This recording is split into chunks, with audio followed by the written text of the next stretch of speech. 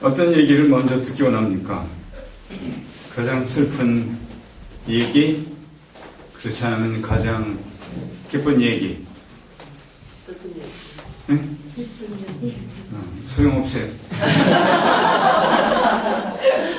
내 마음이니까. 단지 여론조사였어요. 여론조사는 그런 거예요. 듣고 여론조사 한 사람 마음대로 하는 겁니다. 감사합니다. 이렇게 알려줘서.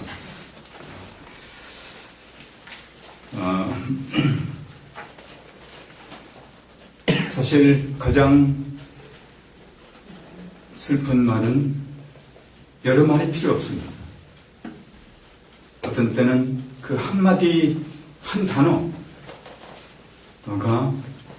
우리에게 가장 깊은 곳을 찌르고 슬프게 만들 수 있습니다. 이 본문 가운데서도 우리가 그것을 볼 수가 있습니다. 여호와여, 나의 대적이 어찌 그리 많은지요. 일어나 나를 치는 자가 많소이다. 이것도 물론 슬픈 말입니다. 그렇지만 그보다 더 우리 계부를 찌르는, 신학적으로 살펴봤을 때 우리를 괴롭히는, 우리를 낭망케 하는 말은 그 다음에 있습니다. 많은 사람이 있어 나를 가르쳐 말하기를 저는 하나님께 도움을 얻지 못한다 하니니. 셀라. 이 셀라는 조금 공백을 둔다는 그런 뜻입니다. 근데 대개는 엄청난 사실을 선포했을 때 그게 옵니다. 근데 아마 여기서도 이 저자가 저는 다윗으로 믿고 있는데 그 엄청난 사실이라고 느꼈기 때문에 그렇게 했을 것입니다. 여호와의 도움을 받지 못한다. 여호와의 도움을 받지 못한다라고 말했을 때 신앙이 깊은 사람이면 깊은 사람일수록 그것은 가장 깊숙이 우리 속에 아픔을 주고 슬픔을 주게 될 것입니다. 이 경우는 제가 2주 전에 설교한 시편 63편과 같은 배경을 가진 말씀인 것입니다. 둘이 언제 누가 먼저 어떤 것이 먼저 쓰였는지는 저도 잘 모르겠습니다. 하지만 오늘 제가 이 말씀을 묵상해 가면서 이게 먼저 쓰인 거고 3편이기 때문에 그런 게 아니라 그 내용을 봤을 때 먼저 쓰인 거고 그리고 63편은 그 다음에 쓰였을 것이다. 이렇게 단정을 제 나름대로는 쳤습니다. 왜냐하면 여기서는 다윗이 어떤 상황에 처해 있는지 그 상황에 대한 그 아픔에 대한 두려움에 대한 것을 솔직히 고백하고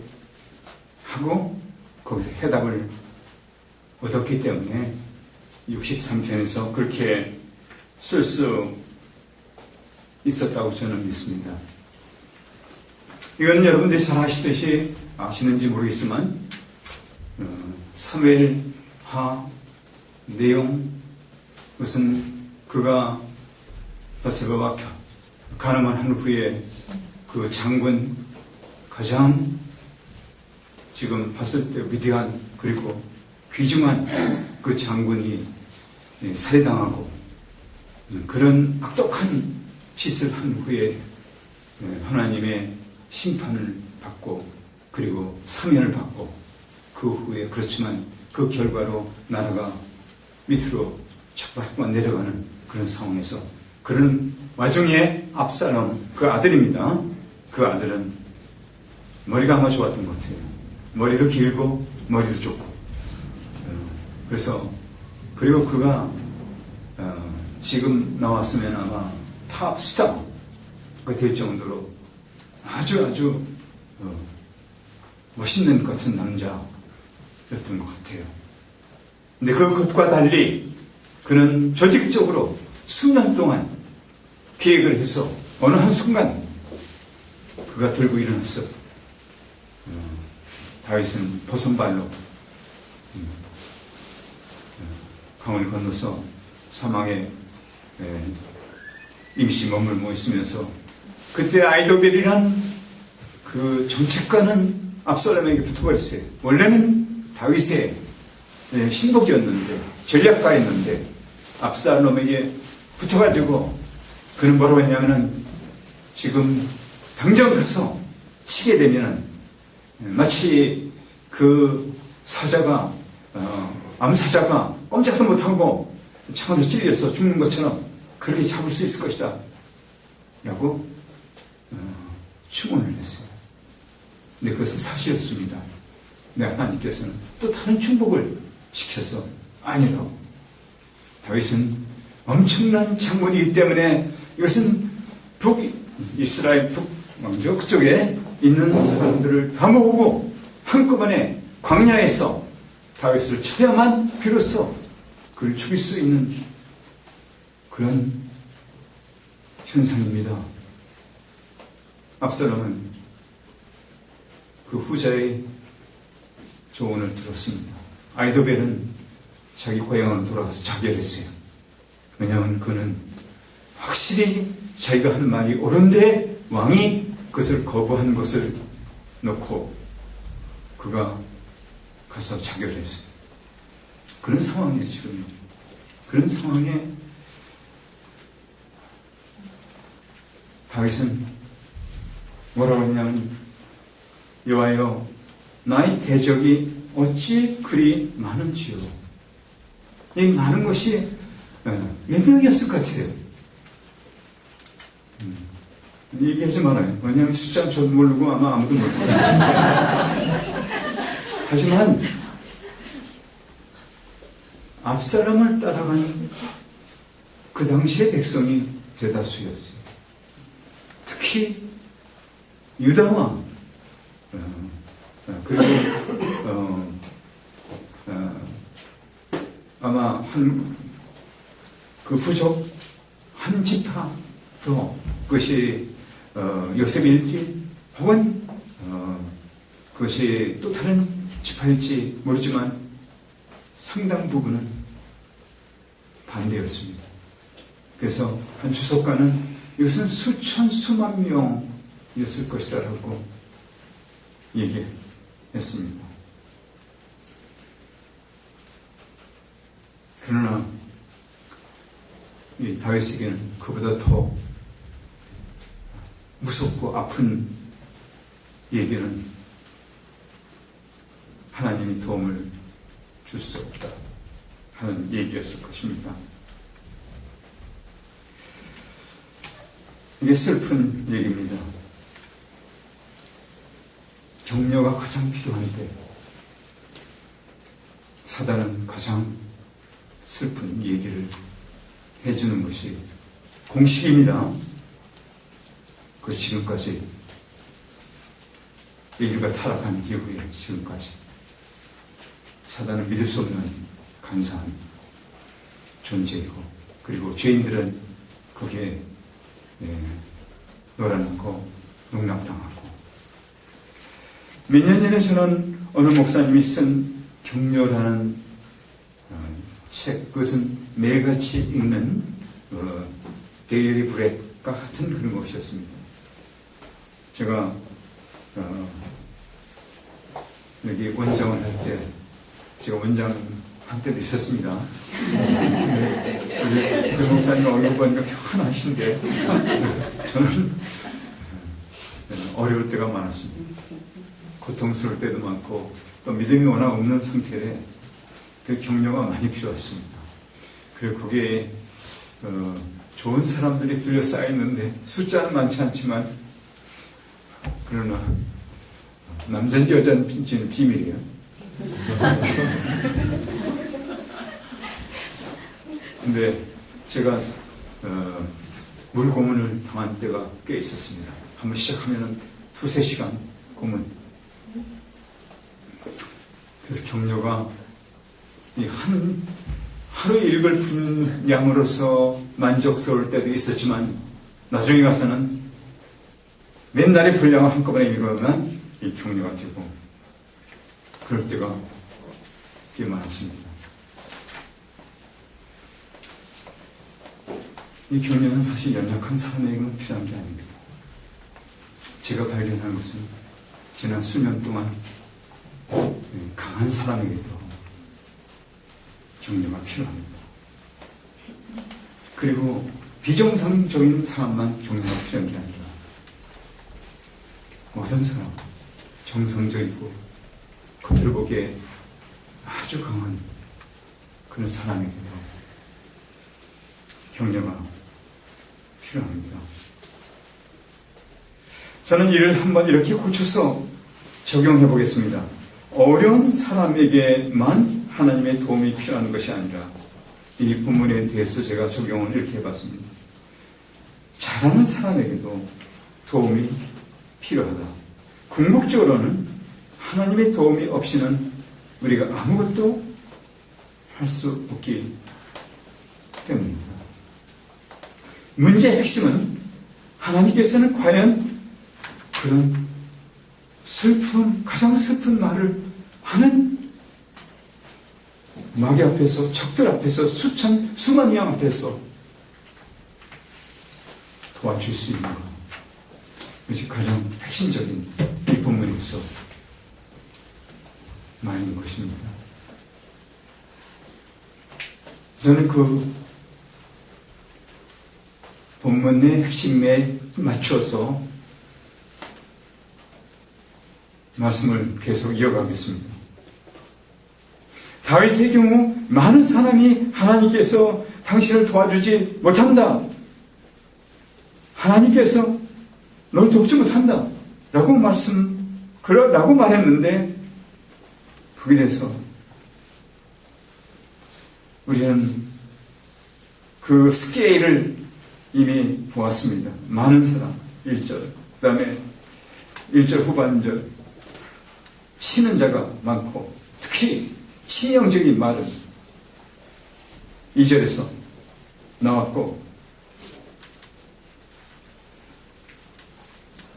아마 이 훈련이 끝나게 되면 다 흩어지겠지만 아마 다시 선교지로 돌아가는 사람도 꽤 있을 것입니다. 통계를 봐서 두 번째 선교지로 가는 사람 탄력이 제일은 아니지만 꽤 높다고 합니다. 첫 번째 가는 사람들보다. 왜냐하면 첫 번째는 뭣도 모르고 마치 장가드는 사람처럼 처음에 장가들 때 뭣도 모르고 장가를 들었어요. 나중에 알고 보니까 그게 장난이 아니었어요. 그것처럼 두 번째 가는 사람은 첫 번째 가서 너무 고생을 했고 뭣도 모르고 갔는데 그래서 현실에 부닥치다 보니까 이게 장난이 아니구나. 그래서 두 번째 가는 것이 어렵다고 합니다. 내가 막이라면 난 그런 사람을 공략할 겁니다. 다시 몰라. 이 판에 어디 조그만 구멍가게를 내서 혹은 조그만 시골에 가서 의료원을 하나 차리고 우리 집에 그래서 먹고 살죠.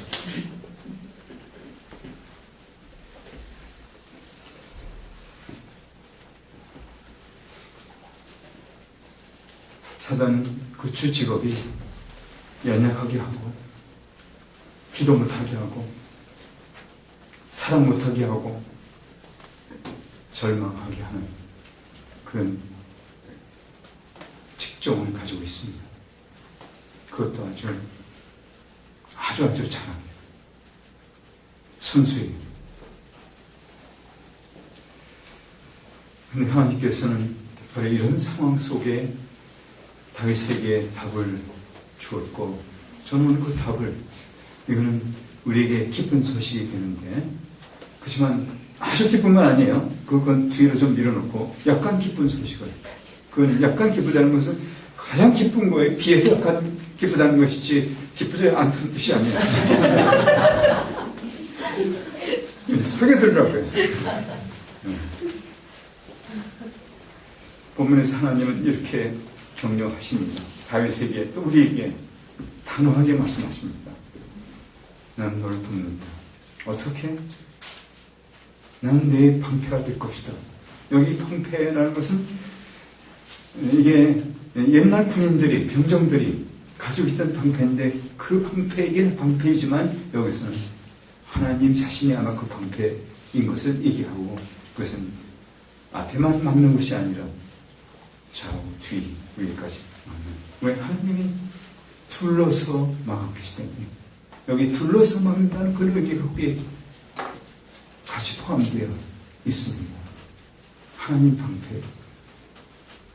뒤에서 쏴도 소용없고 위에서 쏴도 소용없고 밑에서 쏴도 소용없고 옆에서 쏴도 소용없고 어디서 쏘든지 소용없는 그런 방패이세요. 다윗은 병정이에요. 장군이에요.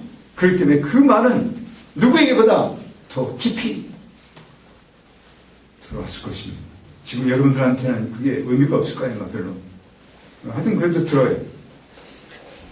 이제 일단 예배 끝날 때까지는 꼼짝 말고 들으라고요. 나가면 죽어.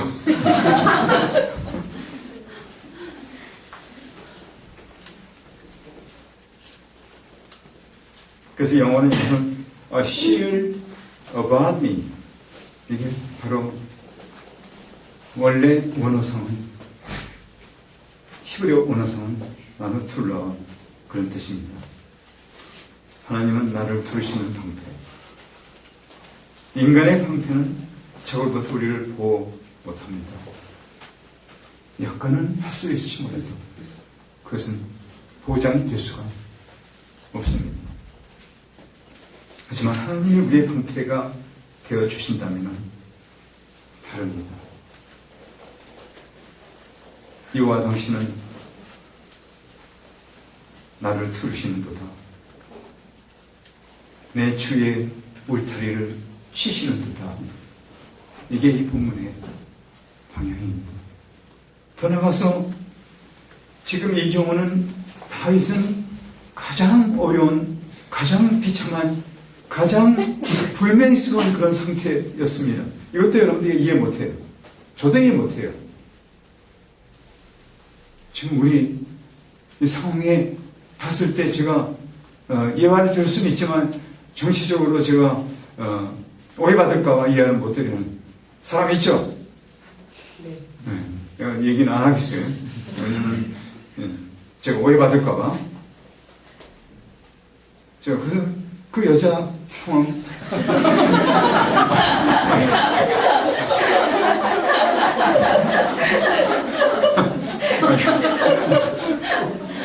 그렇지만 내가 얘기 안 했으니까 여러분들이 저를 고소 못할 겁니다.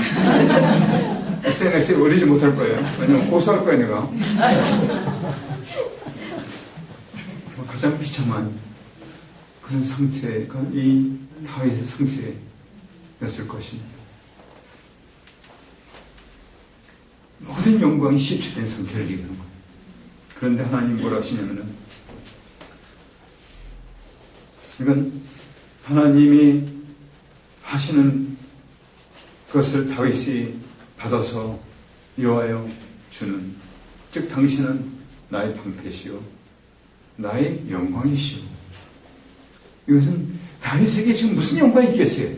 이것은 하나님의 속성, 그 영광, 그것을 자기도 힘입은 실추된 영광을 새롭게 해주는 그 같은 영광, 당신의 그런 영광이 나에게 지금 되어 있습니다. 야훼의 영광. 그리고 이 영광은 제가 지금 여기서 아무리 설명해도 성령님 아니고서는 여러분에게 그 영광이 얼마나 엄청난 영광인지를 피부에 와닿게끔 알려줄 수 없습니다. 정말 우리가 평생 가운데 그것이 피부에 와닿게 아주 극적으로 나타나는 것은 몇 번 안 될 거예요. 특히 부흥이 일어났을 때 그 영광을 맛보게 될 가능성이 있어요. 지금까지 만난 부흥을 경험한 사람들 속에 그 영광을 맛본 사람들 제가 몇 명 알아요. 그 사람들은 목회자라는 메시지가 달라요. 그리고 부흥이 지나갔는데 그때 가서 거기 그 부흥이 자국 거기에 갔던 사람도 메시지가 달라요. 그런 사람 중에 한 사람만 제가 된다면 폴 레이더, 나이도 혹시 들어본 사람 있어요? 나이도. 그 사람은 나중에 구세군이에요. 그 사람은 나중에 한국에 있을 때는 그 구세군 사관학교 교장이었어요. 그리고 나중에 미국에 돌아가서는 에스프리 신학교의 총장이 됐고, 그리고 또 나중에는 세계 사령관이 되어버렸어요. 한국말을 얼마나 잘하냐면은, 제가 그분 한국말을 듣고 있으면은, 제가 저 밑에 가서 살고 싶다. 너무나 먹음직스럽게, 너무나 멋있게, 거기다 생기기는 키가 훨씬 큰데다 하얗고, 구세군 모자 탁 옆으로 기울여 쓰게 되면 저는 구세군이 되고 싶었어요. 농담 아니에요? 이거 농담으로 해? 내가 그분과 함께, 그분은 교장, 나는 교감, 이렇게 몇 년 동안을 도시로 다니면서 전도 학교를 벌렸을 때 제가 교감이었어요. 근데 그분이 일어나서 한국말을 하기 시작하면 그렇게 멋있는데, 이분은 에스프리 신학교에 1971년에 부흥이 일어났어요. 그 부흥에 대한 얘기는 One Divine Moment라는 책에, 그 번역이 안 됐을 거예요. 그거 읽어보면 돼. 나중에 인터넷에 찾아가지고 나는 그 책을 여러분 읽어보면 봐요. 그건 로버트 콜만 박사 쓴 거예요. 네, 폴 레이더는 그 부흥이 일어난 다음에 에스디를 가서 공부한 학생이에요. 제가 폴 레이더 박사를 위해서 통역을 여러 번 했어요. 그리고 그분과 도시별로, 작은 도시별로 다니면서 전도 대회를 하기 전에 전도 학교를 수년 동안 개최했는데, 저는 이해가 안 돼요. 이번이 일어서서 얘기하면 그렇게 가슴이 와닿아요. 그 말씀이 내 속에 파고들었어요. 그냥 말로만 들리는 게 아니라 내 피부를 찌르기도 하고 싸매기도 하고, 잘못된 것은 찌르고 괜찮은 것은 싸매주고. 나중에 그거는 남친네 신학교에서 공부를 했어요. 오래전에 제 목요일이 돼요. 근데 거기는 그런 거 안 나오는 곳이에요. 근데 비밀은 그가 부흥이 있었던 곳에 가서 부흥의 여진이지만 그것을 경험했기 때문에 저는 여러분들이 지금 드신 나머지 훈련 기간에 미니 부흥이라도 또 메이저 부흥이라도 맛볼 수 있기 바랍니다. 그리고 그대로 가지 말기 바랍니다. 오늘 기도한 이은영 성사 말처럼 그대로 가지 말기 바랍니다. 하나님의 심정을 만지고 가기 바랍니다. 느끼고 가기 바랍니다. 그 말을 듣고 가기 바랍니다.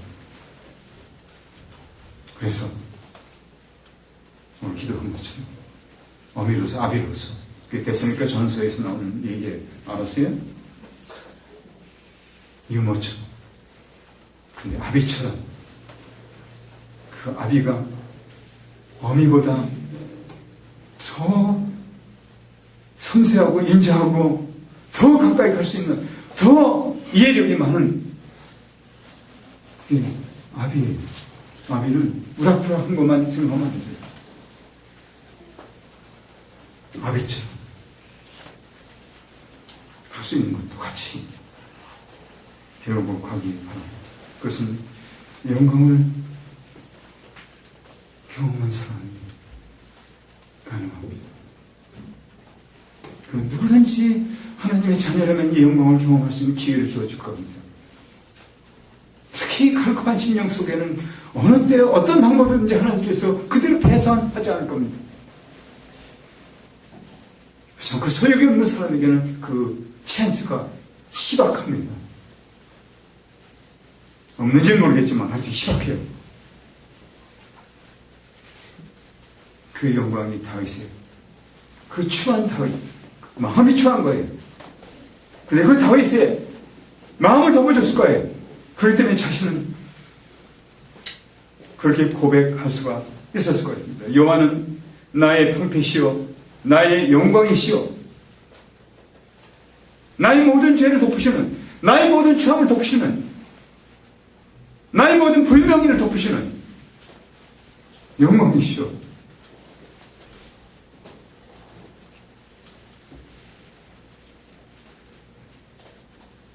그리고 그것은 천국의 속성이에요. 천국 하면 영광밖에 없어요.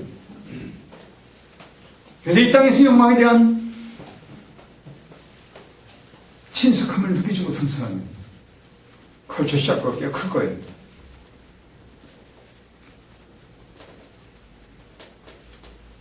그래 더 나아서 나의 머리를 드시는 자시오. 이거는 법정 예화로서 죄인의 선고를 받은 사람이 재판관이 사면을 했을 때 네 머리를 들라. 그래서 더 이상 죄인이 안 된, 이제는 그것을 용서할 수 있는 사람이 그 죄를 이제 무죄로 만들 수 있는 사람이 고개를 들어 하는 그 용어입니다.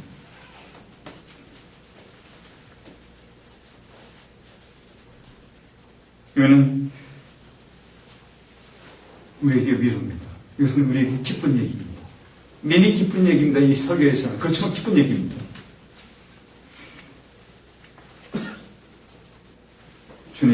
주님은 나의 방패시오. 내 명예를 회복시키시는 분이시오. 나를 떳떳하게 살게 해주시는 분이시오. 이게 표준 세번역의 번역입니다. 여러분의 하나님이 주신 여러분의 말씀입니다. 여러분 겁니다. 내 거입니다. 이 말씀은 주님을 믿는 모든 자녀들에게 그 특권과 더불어 주는 내용입니다.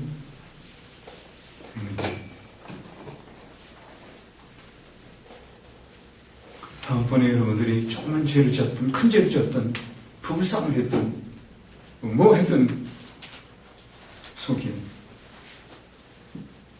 죄책감을 느낄 때, 그럴 때 주님께 나와서 주님, 나는 죄인입니다. 다윗도 용서하셨는데 왜 나를 용서 못하십니까? 시편 3편에 그렇게 얘기하셨지 않습니까? 하면 하나님이 절대로 빠져나가지 못하십니다. 하나님은 가장 무서워하는 것이 하나님 말씀입니다. 하나님 그 말씀을 변화시킬 수 없고 축소할 수도 없고 그대로 넘어갈 수도 없고 그대로 할 수밖에 없는 하나님이십니다. 어느 때 이거 여러분 불의할 때 하나님 말씀을 가지고 하나님 앞에 나가시기 바랍니다. 이 말씀은 거기에 속합니다. 내 머리를 드시는 분입니다.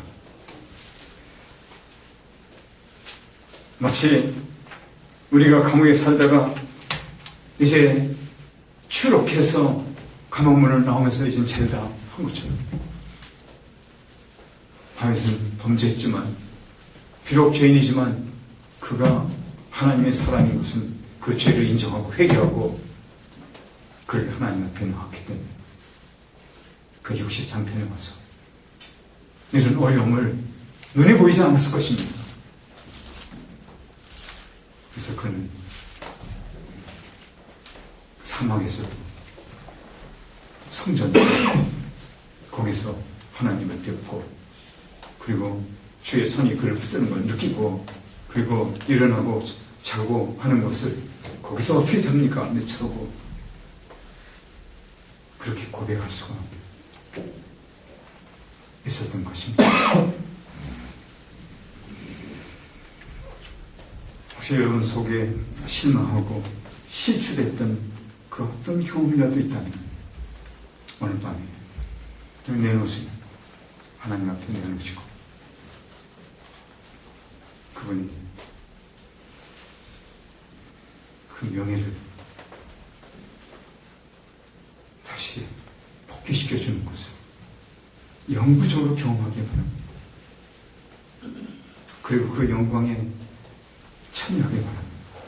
삼위일체 하나님의 영광이 같이 교제권에 들어가서 똑같은 위치는 아니지만 그러나 거기에 들어가서 그 삼위일체 하나님과 교제하는, 내가 너 안에, 네가 내 안에, 내가 하나님은 내 안에 계시는 그 요한복음 17장 말씀 속에 들어가서 여러분들이 삼위일체 하나님과 공존하고 동행하고 동거하고, 그게 포도나무 비와 포도나무 안에 거하는, 내 안에 거하는 그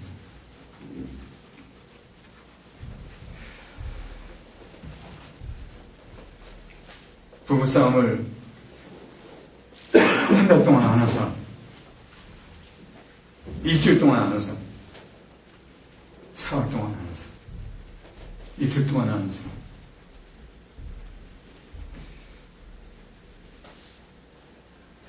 하루 동안 안 한 사람.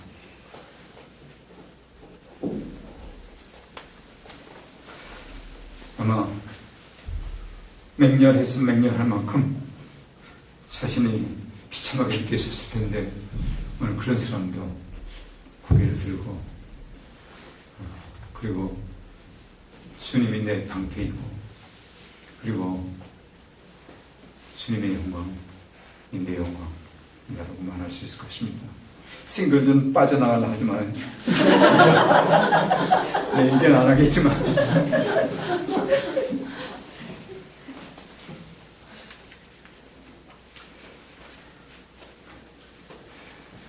괜찮아. 싱글도 괜찮아. 똑같이 하면 돼.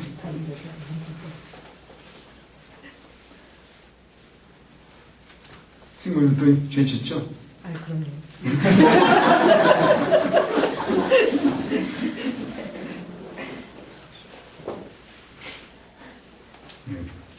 미안해 하지 말라고, 북들한테. 너만 죄 짓냐? 나도 죄 짓는데. 그러면 돼. 지금쯤에는 그래도 기본은 되어야 하는데 그 기본조차도 되어 있지 않은 자신을 발견하고, 내가 무슨 성교를 하겠는가? 주님이 창성한 분야에까지 자라나는 것은 고사하고, 내 자신 하나도 주체하지 못하는 주제, 내 가정 하나도, 내 몸 하나도, 생고는 잘 다스리지 못하는 주제, 내가 뭘 할 수 있겠는가? 아마 내가 사단이면 그렇게 공격할 겁니다. 그런 공격을 받아본 적 있어요?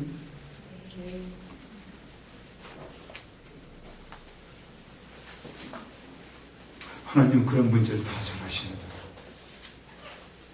근데 여기서는 그보다 엄청나게 큰 문제를 해결했기 때문에 논리적으로 봤을 때 큰 거를 할 수 있으면 작은 것도, 이 경우는 큰 죄를 용서했으면 작은 죄도 용서할 역량이 하나님께 있으세요.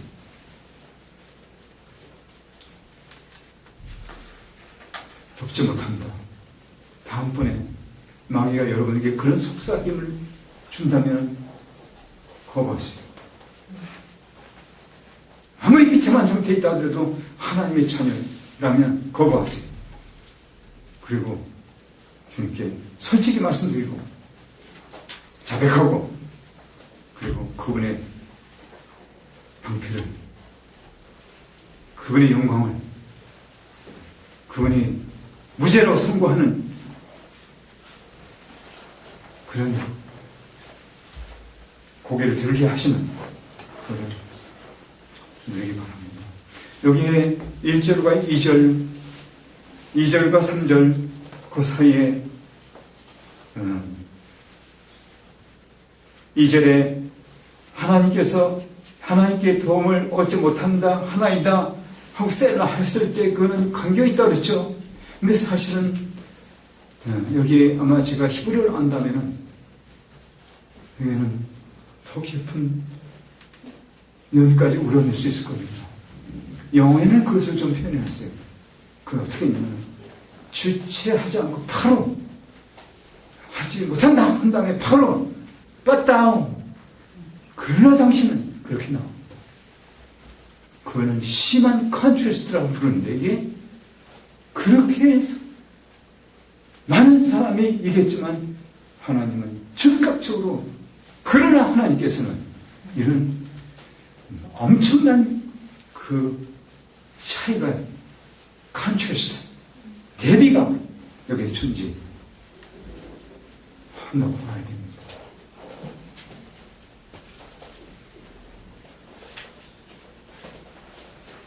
하나님은 이렇게 해주십니다.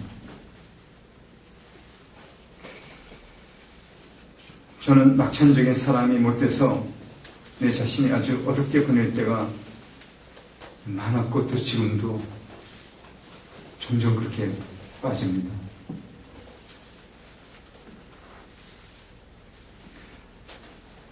만약에 이런 말씀이 없었다면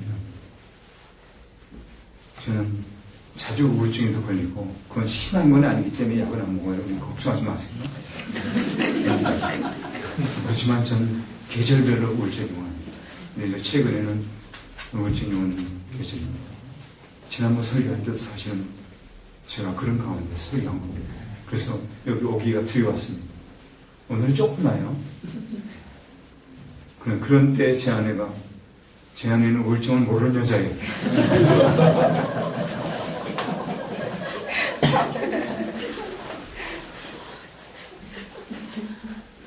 그리고 사사건건 저한테 딴지를 하는데 내 원고를 고치다 보니까 내가 뭐든 잘못한다. 그래서 무조건 잘못했나 전제해놓고 딴지 걸어요.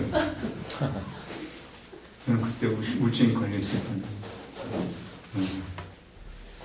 너무 어렵습니다. 근데 내 여자는 몰라요. 되게 어렵지 않으니까. 근데 최근에 저는 그 사실을 또 아내와 나누면서 아내는 그것을 이해했는지 안 했는지 내가 쪼장불에 이렇게 해서도 고치려고 그래요. 고집세는 아내 지금까지 46년 동안 제대로 말해서 고친 적은 없고 스스로 깨달아 고치는 집에 못 가요.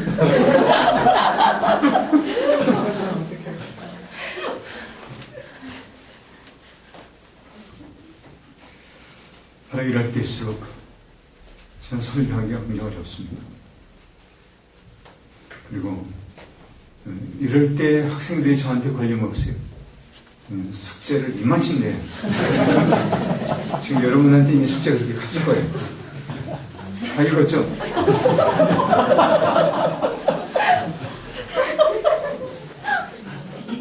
그리고 저는 그렇기 때문에 신학교 못 가르쳐야 돼요. 제가 신학교 가르칠 때도 있었어요. 근데 그거 똑같이 걸려버리면은 제가 X에 가르칠 때 서대문 캠퍼스에서 서대문 노타리에서 이렇게 돌다가 그대로 집으로 돌아가야 되겠다. 한 때가 한두 번이 아니에요.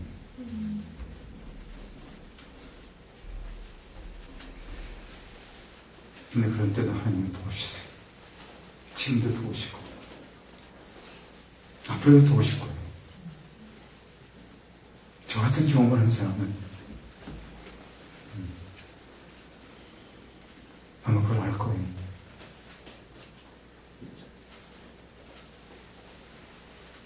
그리고 깊은 상처들 그런 것들이 있는 것을 공감하는 사람은 알 거예요. 그런 사람에게도 주님께서는 속으로 심리적인 치료 못하면 겉으로 치료해서 속까지 변화시킬 거예요.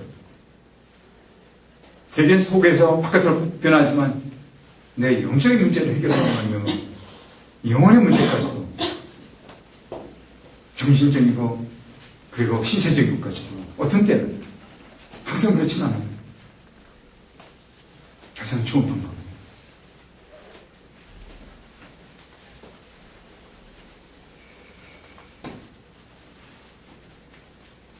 어때요? 약간 기뻐요? 네. 네. 근데 이제 진짜 기쁜. 지금까지는 서론이었고. 우선 4절부터 8절까지인데 제가 요약해서 말씀드립니다. 4절에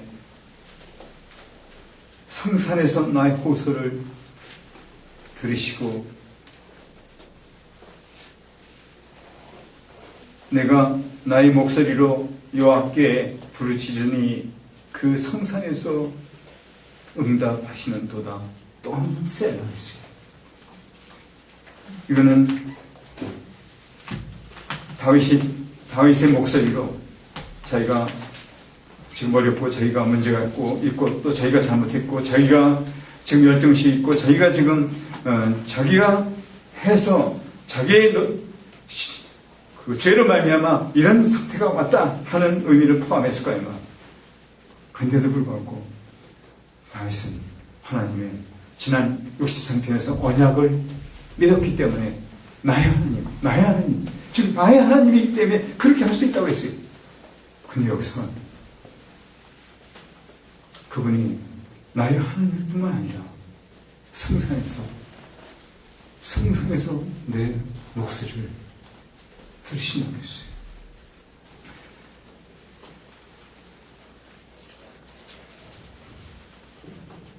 압살롬은 그 반대에 우리를 괴롭히는 그 상징한다면 다윗을 죽이고 왕권을 쟁취하고 그것은 구속사를 바꿔놓고 싶은 하나님의 뜻이 아닌 방법을 바꿔놓고 싶은 그런 엄청난 사건, 거시적으로 봤을 때 그런 거였어요.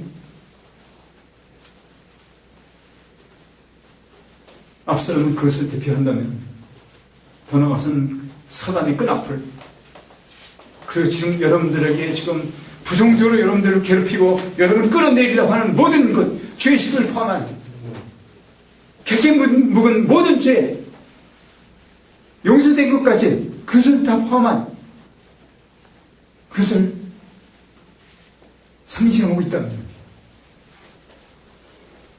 성산에서 내 간구를 들으시는 것은 어느 우주를 통치하시는 그 성산은 홀리힐, 하늘에 있는 예루살렘, 어느 우주를 통치하시고 거기에 좌정하고 계신 하나님의 보좌, 거기서 심판이 이루어지고 거기서 세계가 좌우되는 어떤 대통령도 어떤 국무총리도 어떤 왕들도 어떻게 흔들 수 없는 그 자리에서 들으시는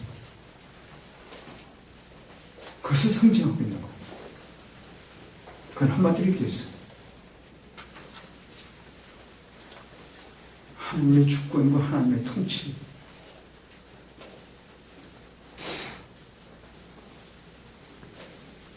이런 의미합니다.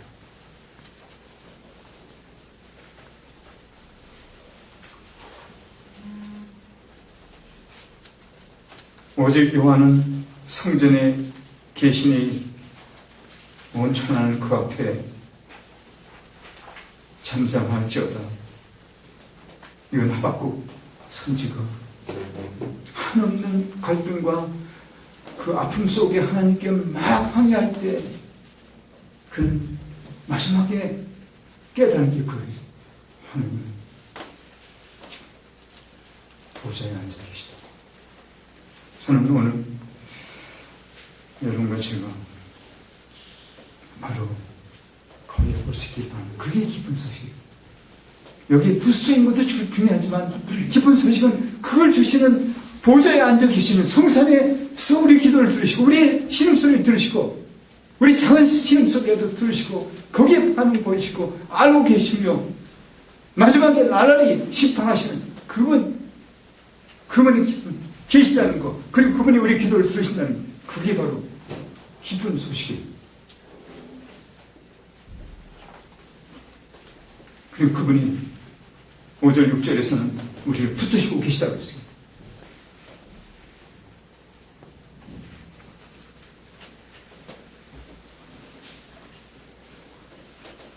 그래서 자고 깨어서 일어나도 나는 비록 내 적에 쫓기고 저주받은 상태이나 주님의 선하심을 지난 밤에도 경험하니라 하고 한 시편 주석가가 프원이라는 사람이 그렇게 이 부분을 얘기했어요.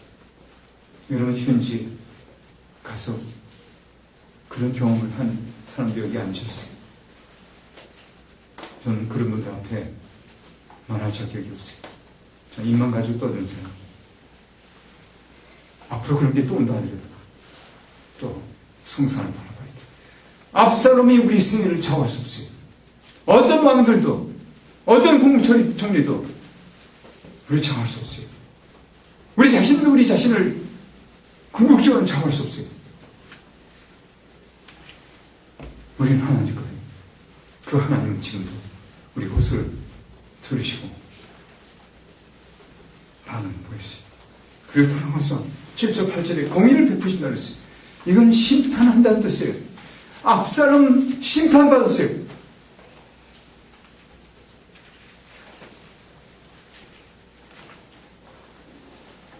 앞으로 모든 죄는 심판받을 거예요. 용서받지 않는 모든 죄. 여러분 괴롭히는 모든 공안들,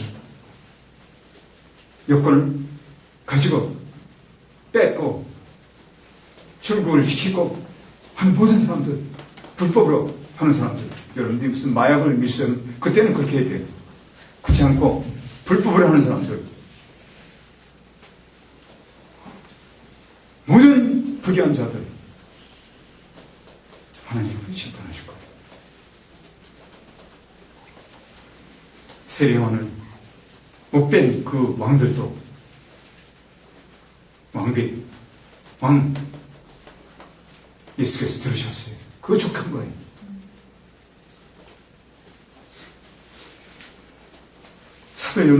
사도 요한은 아마 그런 것을 꿰뚫어 봤던 것 같아요. 그래서 요한계시록을 기록했어요. 저는 요한계시록 읽을 때마다 이해가 통하지 않거든요. 왜 그렇게 7인을 띠고 7 나팔을 불고 7 대접을 쏟고 이제 조금 이해가 돼요. 그 당시 단말과 같은 고난을 받는 성도들을 향해서 하나님은 이렇게 살아계시고 지금도 온 우주를 통치하고 계시고 너희들 그러하라 하는 격려의 메시지였어요. 그리고 요한을 불러다 올렸어요. 그것이 어디까지 갔는지 모르지만 4장 5장에서 그게 수없이 모든 족속과 모든 민족 가운데 구원받는 사람, 어린 양의 보좌 앞에서 밤낮으로 찬양 드리고 거기에 스랍들과 그 천사 천사 그리고 24장로와 예배드리는 그 모습을 보여주고 이게 바로 하나님 이 존전이고 그리고 그것을 계시 준 거예요. 그리고 심판이 이렇게 이루어진다. 그것은 그 당시의 성도들에게 한없는 위로가 됐을 거예요.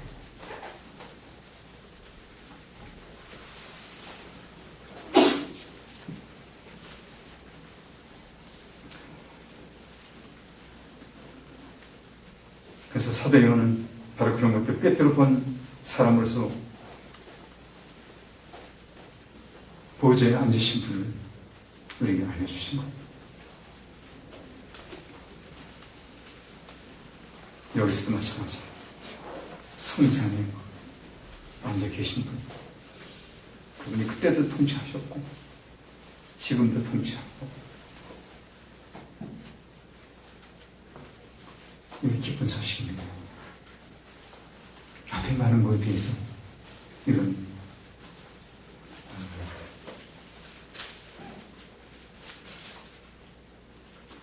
클라이막스입니다.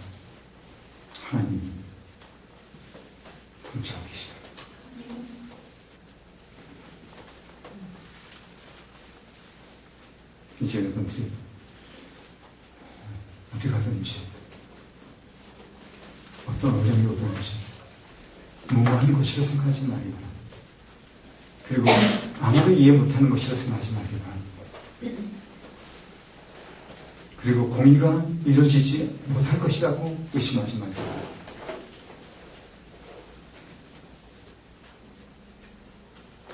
슬픈 일을 당합니다. 평생 위로받기 바랍니다. 사는 사람이 먼저 천국으로 가도 척추가 으서지는 사고를 당해도 처남이 좀 더 빨리 사망한 그런 아픈 소식이 있다 하더라도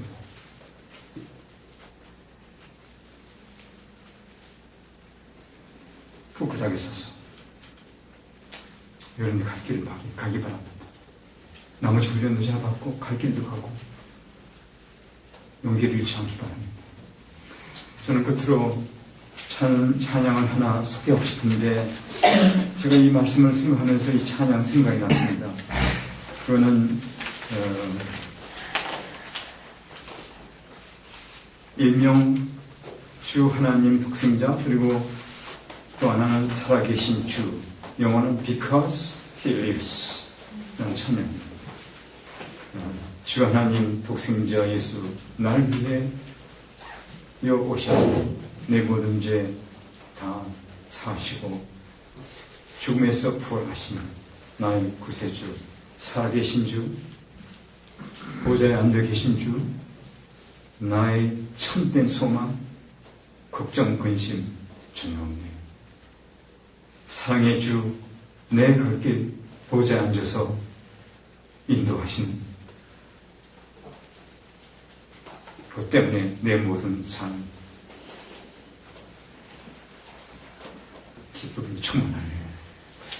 이게 영어로 된 것인데, 영어로 된 것이 이게 71년에 만들어져서 빌 게터가 74년에 발표한 곡이에요. 근데 영어 가사는 조금 달라요. 저는 사실 영어 가사를 오래전에 한 흑인 여자 가수가 한국에 와서 전도 집회를 하면서 불렀을 때 제 마음을 찔렀어요. 근데 번역이 여기는 다르게 나와 있고, 근데 제가 제가 느낀 거기 때문에 욕하지 말아요. 3절에 보면 이렇게 돼 있어요. How sweet to hold a newborn baby. 새로 태어난 아이를 내 가슴에 안는 것이 얼마나 기쁜 일인가. And feel the pride and joy he gives. 그 아기가 나에게 주는 프라이드와 그리고 기쁨을 느끼는 것이 얼마나 좋은가. But greater still, the calm assurance this child can face uncertain days because he lives. 그러나 더 놀라운 것은 내 속에 잠잠히 일어나고 있는 확신, 그 확신은 이 아이가 주님이 살아계시기 때문에 우리가 알지 못하는 미래를 살아갈 수 있다는 확신, 그것 때문에 더 기쁘다. 이 여성은 이 찬양을 부르면서 온 회중을 감동시켰어요. 이 여성은 이미 천국으로 가셨어요. 이 찬양을 같이 불렀으면 좋겠습니다.